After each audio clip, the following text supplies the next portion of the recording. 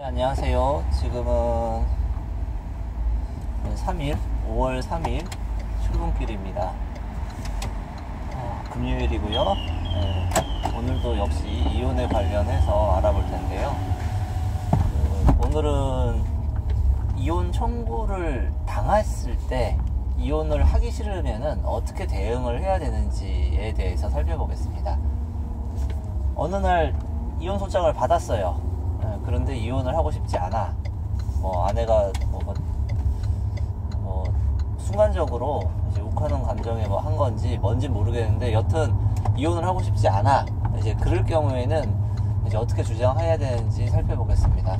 크게 이제 두 가지를 설명드릴 건데요.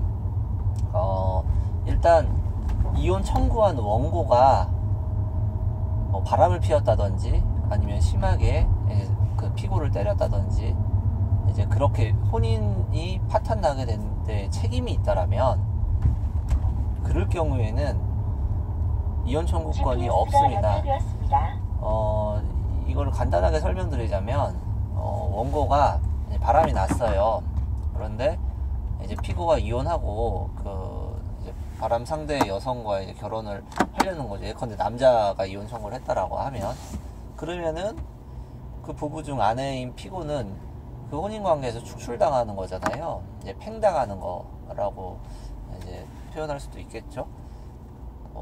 원하지 않음에도 불구하고 이제 이혼을 하게 될 경우에는 이런 이걸 축출 이혼이라고 하는데 그런 축출 이혼을 이제 막기 위해서 이제 대법원에서는 유책 배우자, 혼인 파탄에 책임이 있는 배우자는 이혼 청구를 못 한다라고 이렇게 판단했어요. 그래서 이제 이혼 청구가 들어왔을 때 만약에 이제 원고가 혼인 파탄에 큰 책임이 있다라면은 그러한 책임 사유를 주장을 해서 혼인 청구권이 없다라는 주장을 함으로써 이혼 청구를 기각시켜야 되는 거죠. 원고의 이혼 청구를 이제 패소하게 만들어야 된다라는 것이고요.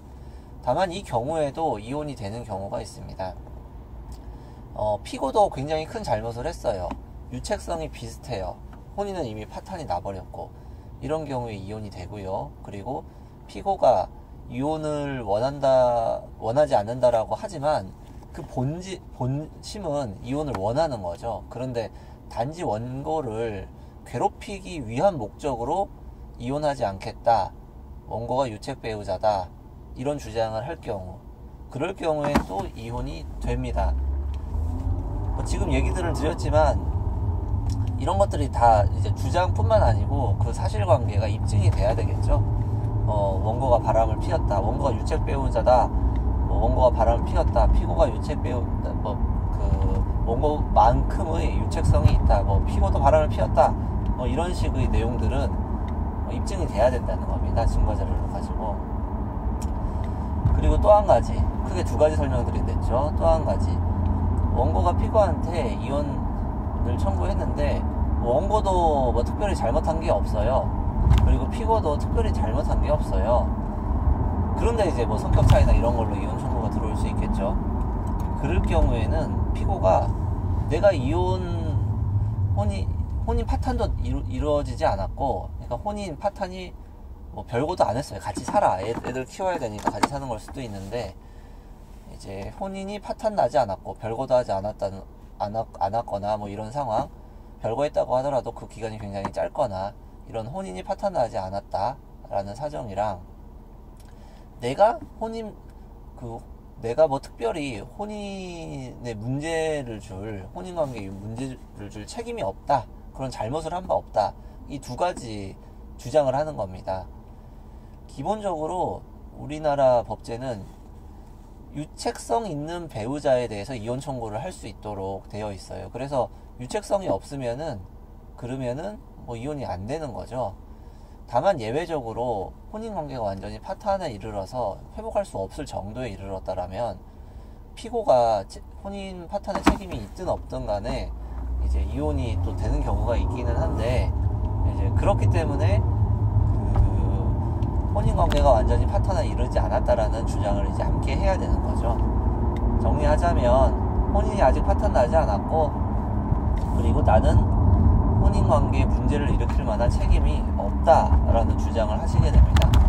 그리고 그리고 혼인이 파탄나지 않았다라는 것은 우리가 어느 정도 입증을 해야 되고요. 우리가 유책성이 없다라는 것은 우리가 입증해야 될 게 아니라 원고가 입증을 해야 되는 것인데, 이제 원고가 어떤 주장들을 하게 되면 우리가 거기에 대한 방어 차원에서 여러 가지 주장과 입증 자료들을 제출하는 경우는 이제 있겠죠. 그래서 이런 크게 이제 두 가지 사유를 설명드렸습니다. 첫 번째는 원고, 이혼을 청구하는 자가 이 혼인 파탄에 책임이 있다. 그래서 이혼 청구권이 없다라는 거 하나.